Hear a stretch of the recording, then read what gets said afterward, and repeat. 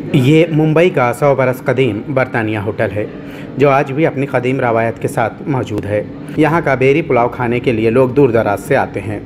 Roman Gothic तर्ज पर तामीर मुंबई के फोर्ट इलाके में बरतानिया होटल में दाखिल होने के बाद आपको यहाँ के कवानीन पर सख्ती से अमल करना होगा।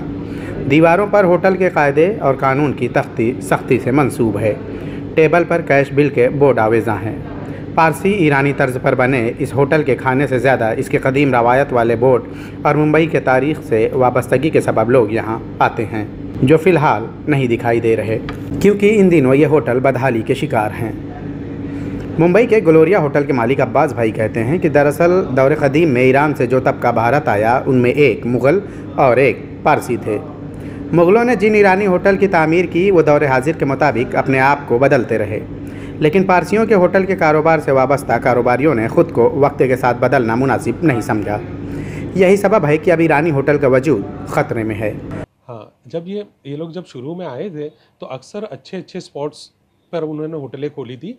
आप अभी भी देखोगे तो कॉर्नर के ज़्यादातर स्पॉट्स ईरानी होटलों के होंगे, या तो अभी समझो कुछ है और पहले जो थे और उसको कन्वर्ट करके किसी और चीज़ में दे दिया गया। तो ये तादाद कम होने की वजह एक तो ये हो सकता है कि जैसे ट्रेंड है पब्लिक का, उस हिसाब से हमने अपने चेंजेस नहीं लाए। मिसाल के तौर पर जैसा बेकरी आइटम्स थी, अब उसके बाद में चाइनीज़ फूड ज़्यादा आया और भी दूसरी चीज़ें आने लगी, तो उसमें फिर होम डिलीवरी सिस्टम आई, पार्सल वाला सिस्टम है। तो ये चीज़ के साथ में हमको चलना ज़रूरी है। अगर उसके साथ नहीं चलेंगे तो फिर हम थोड़े पीछे रह जाते।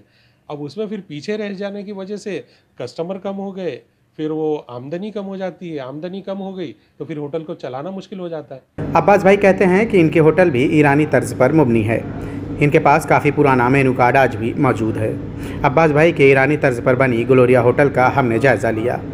होटल के कुछ हिस्से पहले के जैसे हैं, जबकि कुछ हिस्से को इन्होंने तब्दील कर दिया। इस लिहाज से इन्होंने हालात की नज़ाकत को समझते हुए खाने के अक़साम में भी तब्दीलियाँ की। मुग़लाई खानों के साथ साथ चाइनीज़ खानों के शायकीन का भी ख्याल रखते हुए इन्होंने तब्दीलियाँ की, और आज इस इलाके में इस होटल का वजूद इसलिए ज़िंदा है कि इन्होंने इसमें वक्त के साथ साथ तब्दीलियाँ लाईं। अब्बास भाई कहते हैं कि ईरानी होटल की बदहाली की वजह एक ये भी है कि कानूनी दांव-पेच के बीच ईरानी होटल हिचकोले खा रहे हैं और इनका वजूद ख़तरे में आने का ये एक बड़ा सबब है। मुंबई में एक दौर में हर नुक्कड़ पर ईरानी होटल दिखाई देते थे। पारसी ईरानी होटल बेकरी से बने अशिया के लिए मशहूर थे, जबकि दूसरे ईरानी होटल मुग़लाई खानों के लिए मशहूर थे। लेकिन जिन लोगों ने ख़ुद को हालात के हिसाब से तब्दील किया, वही आज इस पेशे को कारोबारी तरीके से चला रहे हैं, जबकि बाकियों का वजूद ख़त्म होते दिखाई दे रहा है। मुंबई से ईटीवी भारत के लिए शाहिद अंसारी।